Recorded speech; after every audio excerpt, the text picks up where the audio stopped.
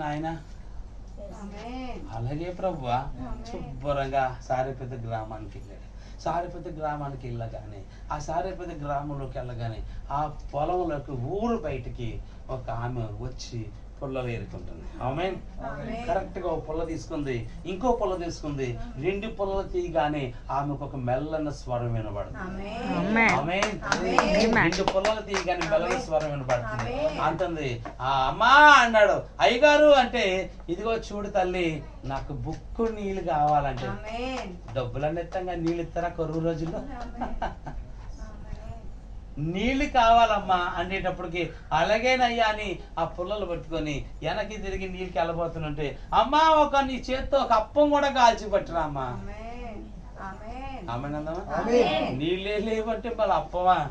అయ్యగారు మీకు వందనాలండి, పిడికిడి పిండి ఉందండి, కొంచెం నూనె ఉందండి, ఈ 2 తయారు చేసుకొని నేను నా బిడ్డ తిని చచ్చిపోయే పరిస్థితిలో ఉన్నాము. ఇక నా కొడుకు ఆహారం పెడదాం అనుకున్న లాస్ట్ పిండి అండి, దులపగా పిడికిడి పిండి ఉందండి అంటే ముందు నాకు చేసి పట్టికిరా, ముందు నాకు చేసి పట్టికిరా, అటు తర్వాత నీవు నీ కొడుకు తింది. కానీ మీ అందరికి ఒక మాట చెప్తాను, సారేపత్రాలంటే ఎంత వయసు ఉంటుంది?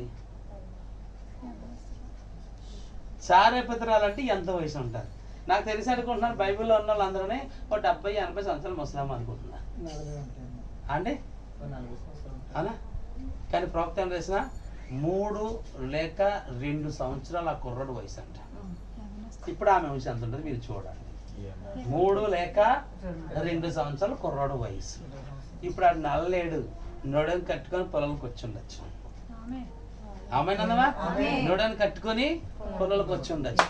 ఇప్పుడు ఆ నడని కట్టుకుని పొలాలు ఏరుకొని ఉంటుంటే మరి అంత చిన్న పిల్ల యవనస్తురాలే, యవన కాలంలో కుర్రను బాగొట్టుకుంది. ఆమెనందమా యవన కాలంలో కుర్రను బాగొట్టుకున్న తల్లి పొలాలకు వస్తే ఆమె చూడు ఎంత విశ్వాసం ఆవిడికి, ఎందుకంటే ఎంత ప్రార్థన చేస్తుంటాదో. ప్రవక్త అన్నాడు కరెక్ట్ గా ఆమెనే ఆయన ఎందుకు పిలిచాడో తెలుసా? ఆమె భూమికి పునాదులు వేయబడక ముందు క్రీస్తును డబ్బున్నవాడు పెట్టలేదు కోటాలు, ఎవరు ఆడతలేదు, అంటలేదు. డబ్బున్నవాడు దశభం కడతలేదు, డబ్బున్నవాడు చర్చికి రావట్లేదు, డబ్బున్నవాడు ప్రార్థన పెట్టాడు, డబ్బున్నవాడు కానుకివ్వడు, డబ్బున్నవాడు పాస్టర్ బట్టలు ఎట్టాడు, డబ్బున్నవాడు పాస్టర్ మంచిలు ఇవ్వడు, డబ్బున్నవాడు ఎవడు పాస్టర్ని సేవను గుర్తించడు. పేదవాళ్లే దాన్ని గుర్తిస్తారు. ఎందుకంటే ఆయన నీ దగ్గర తీసుకొని ఆయన నీకు రాజ్యం ఇవ్వాలనుకుంటున్నాడు, నీ దగ్గర తీసుకొని నీ పోషించాలనుకుంటున్నాడు. ఆ విషయం ఎవరికి అర్థం కాదు. ఆమె దగ్గరికి వెళ్ళి నీళ్ళు ఎందుకు అడిగాడు? ఆ లోపల రాజులు ఉన్నారు, ఆ లోపల సైనికులు ఉన్నారు, ఆ ప్రాంతంలో చాలా డబ్బు ఉన్న వాళ్ళు ఉన్నారు. కానీ వాళ్ళు ఎవరిని కాకుండా ఈమె దగ్గరికి ఎందుకు వెళ్ళాడంటే ఈమె దేవుని కుమార్తె ఉన్నది. ఆమెను పెంచాలనుకుని సేవకుని పంపించాడు. ఎందుకు చెప్పాలంటే ఏలియా కోసం అక్కడికి వెళ్ళలేదు, ఆమెను పెంచడం కోసం ఏలియాని పంపించాడు అక్కడికి. ఏలి ఆహారం కోసం వెళ్ళలేదు, ఏలి ఆహారం కోసం వెళ్ళలేదు, ఆయన ఆమెను పెంచడం కోసం ఏలియాని పంపించాడు దేవుడు. హల్లెలూయా. ఆమె ప్రార్థన చేస్తా ఉన్నది, మొర పెడతా ఉన్నది, తండ్రి నా బిడ్డ పరిస్థితి, నా పరిస్థితి, పిండి అయిపోయింది, నూనె అయిపోయింది. హల్లెలూయా. నీ ఇంట్లో రోగం పెరుగుతున్నప్పుడు, నీ ఇంట్లో ఆర్థిక పరిస్థితి వస్తున్నప్పుడు, నీ ఇంట్లో సమస్యలు వస్తున్నప్పుడు, నీ ఇంట్లో లోటుపాట్లు వస్తున్నప్పుడు నువ్వు చేయవలసిన పని ఏంటో తెలిసిన దేవునికి విజ్ఞాపన ప్రార్థన చేయాలి. ఆమె అదే చేసింది. మనం ఊరిక పోట్లాడుకుంటాం, ఇంట్లో భార్య భర్తలను ఊరిక పోట్లాడుకుంటాం. అరే ఇలా అలా అలా అసలు వాళ్ళ పోట్లాడుకోవడం వల్ల నీ ఆస్తిని బెత్తులు కూడా మీరు పెంచలేరు. పోట్లాడుకోవడం వల్ల నీ సమస్యను ఇంచు కూడా తగ్గించుకోలేవు. పోట్లాడుకోవడం బలమైనది ప్రార్థన. గుడ్డలు నూనె తరిగిపోతా ఉంటే, పిండి తరిగిపోతుంటే మోకాళ్ళు ప్రార్థిస్తుంది.